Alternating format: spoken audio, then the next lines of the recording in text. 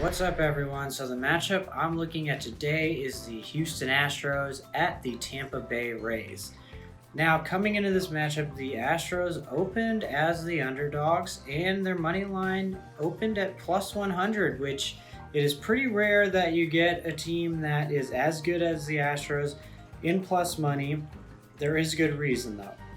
Drew Rasmussen has been dominant at home this year. He has a 1.97 ERA, a 2.58 FIP, and a 3.04 xFIP, meaning Drew Rasmussen might be due for some regression at home, especially against an Astros team that they haven't been that great against teams over 500 overall this season. But now that it's coming down the home stretch, the Astros have a lot of big game experience and they really want to send a message here. I think that they're going to come out motivated on offense. They have been slightly below league average against right-handed pitching on the road over the last couple weeks, but that is a smaller sample compared to the rest of the league. Additionally, they are walking at an uncharacteristically low rate in that situation, and considering Drew Rasmussen kind of had a rough start in his last time out in Toronto, I think it's time that he has some regression at home as well, especially because 25 starts is a lot for Drew Rasmussen, who was a bullpen pitcher for the beginning of his career and started this season as an opener. So every start is a career high in starts, and that might wear on Rasmussen at some point, especially when you're going up against a team like the Houston Astros, who are very disciplined hitters. They are stingy with their swing decisions. That's just a tough lineup to have to get through, and it just seems like he could be vulnerable heading into this matchup. On the other side, Luis Garcia has got the start for the Astros.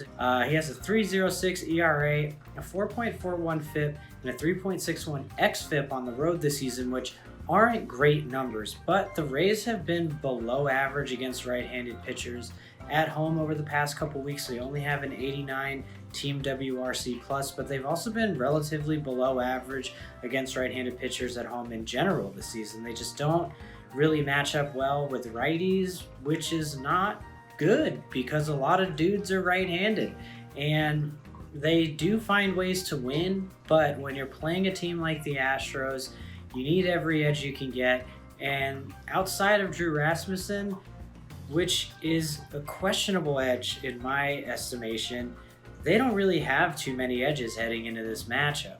Luis Garcia is still pretty solid, and he was decent in the playoff setting last season, and he could probably just turn in a gem at any given moment. And against a weak Rays offense, that seems like a good opportunity for him, especially considering he's a better pitcher on the road. Also, the Astros bullpen has been dominant over the last couple weeks. They're the second best unit in MLB in terms of FIP, top 5 in ERA. The Rays bullpen is also pretty good, but they are middle of the pack in terms of FIP as a unit, which makes me think that they could be due for some regression as a group. So that's why I like the Astros at plus 100. Plus money for the Astros is really hard to find, and if that's going to present itself, I'm going to take it. And I might be alone on that one, but there's just a lot of red flags about the Rays heading into this matchup. I like the Astros' experience. They're 8-2 in their last 10 games. They're really rolling right now. And plus 100 for the Astros money line seems like a great risk-reward situation. So that's what I got. The Astros money line, plus 100. I would play that as long as it's in plus money. I don't think the value is that great if it dips below minus 105, honestly. But that's going to do it for me. I'm Jules Posner. You can follow me on Twitter at Jules Posner. Make sure to tune in every day for more free daily action picks right here on the Action Network's YouTube channel. Good luck.